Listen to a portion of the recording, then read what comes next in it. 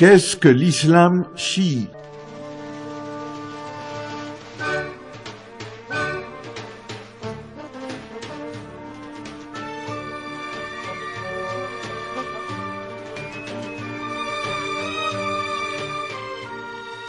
Grâce au nom de Dieu, le tout miséricordieux et très miséricordieux. Chers auditeurs, comme son titre l'indique, cette nouvelle série d'émissions a pour but de répondre à une question que nombre d'entre vous se posent ou se sont posées sans trouver de réponse pleinement satisfaisante. Qu'est-ce que l'islam chiite? Qui sont donc ces chiites dont personne ou presque ne connaissait le nom ni ne soupçonnait l'existence jusqu'en cette année 1979, où les écrans de télévision se mirent à déverser quotidiennement d'incroyables images de mollahs et de tchadors menant une inconcevable révolution islamique contre un roi des rois des plus modernes, civilisés et occidentalisés. Ces trois mots disant bien entendu la même chose pour toute personne normale, c'est-à-dire moderne, civilisée et occidentale.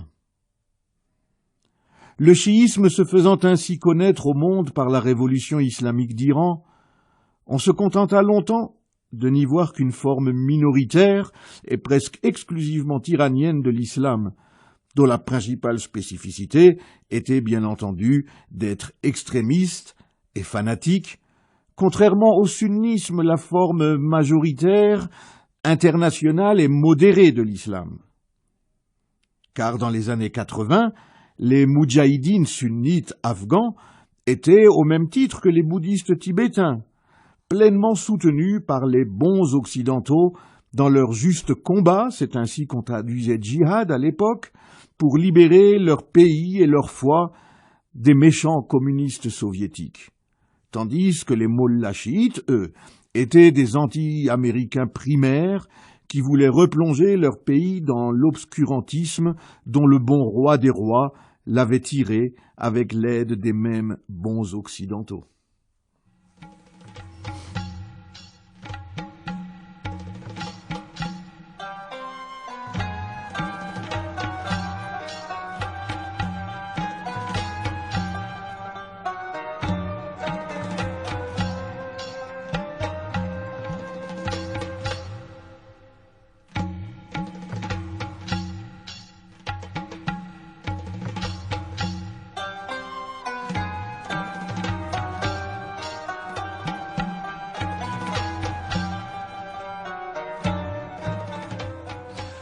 Dix ans plus tard, les cartes commencèrent à se brouiller avec les événements qui meurtrirent l'Algérie des années 90.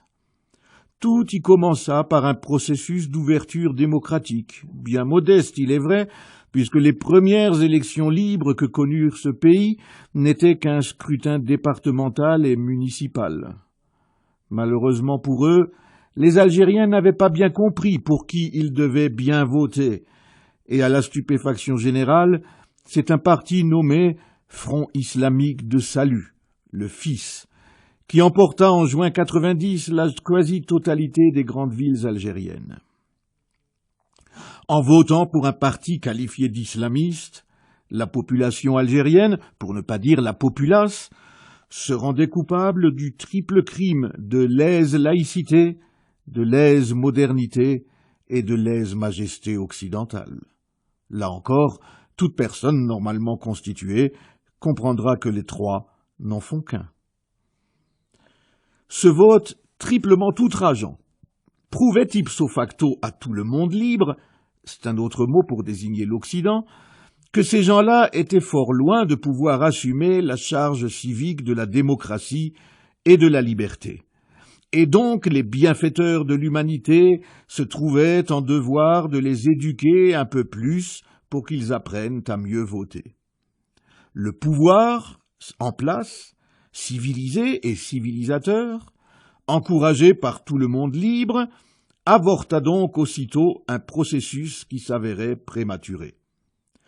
Et l'Algérie sombra dans des années d'horreur, toutes d'office attribuées à ces islamistes, coupables d'avoir gagné des élections libres, tandis que les pires atrocités de la gigantesque machine, ou plutôt machination, éradicatrice qui ravagea le pays quand elle n'était pas tout bonnement niée ou mise sur le compte des coupables d'office, comptait pour les inévitables dommages collatéraux d'une action que tout esprit éclairé ne pouvait qu'approuver.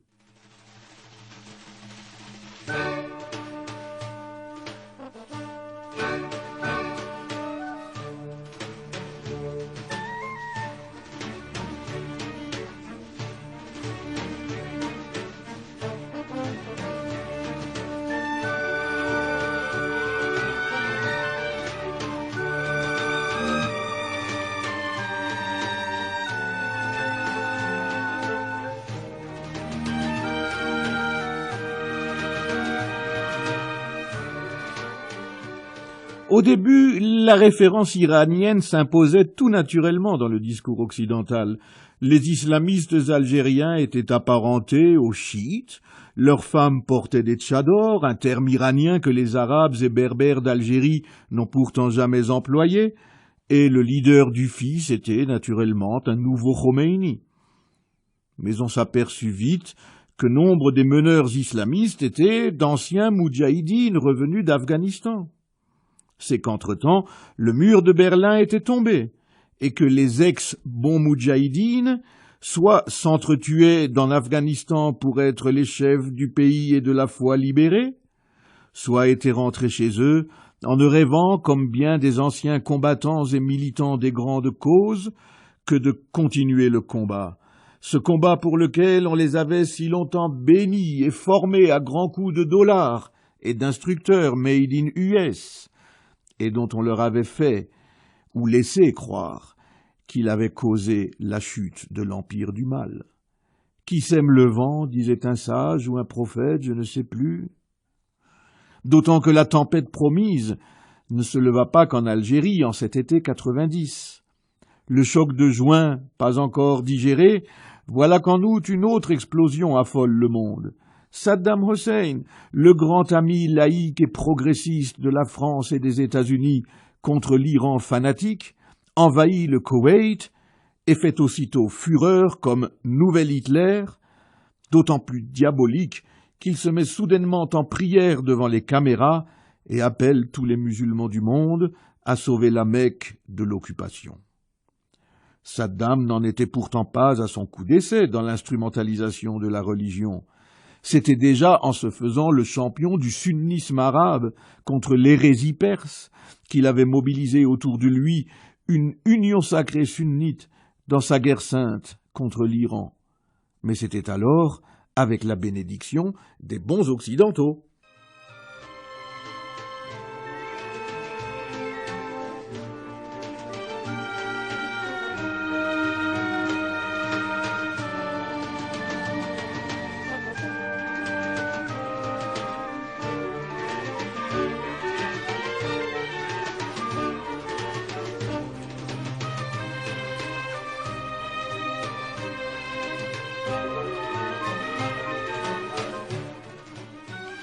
Et voilà qu'avec la première guerre du Golfe, on apprend avec stupéfaction que la population arabe de l'Irak est majoritairement chiite, et qu'elle est tout aussi persécutée que les Kurdes. Mais la chose est vite oubliée.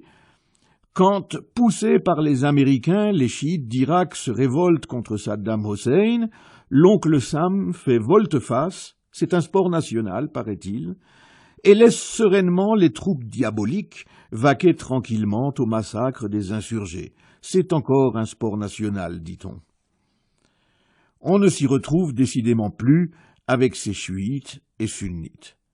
Les chiites, n'étaient-ce pas les fanatiques iraniens et les sunnites les modérés? Que sont donc ces chiites arabes? D'autant qu'on apprend qu'il y en a d'autres au Liban, les fanatiques du Hezbollah, qui empêchent les bons Libanais de faire ami-ami avec les bons Israéliens. En fait, on ne devrait pas dire bons Israéliens, parce qu'en bon français, Sarkozy pourrait l'avoir dit, c'est un pléonasme. Et on y perd encore plus les pédales quand on voit un beau jour le chef de ce Hezbollah, un mollah barbu, c'est encore un pléonasme, assis aux côtés du président des Français, M. Jacques Chirac, lors du sommet de la francophonie qui se tient à Beyrouth.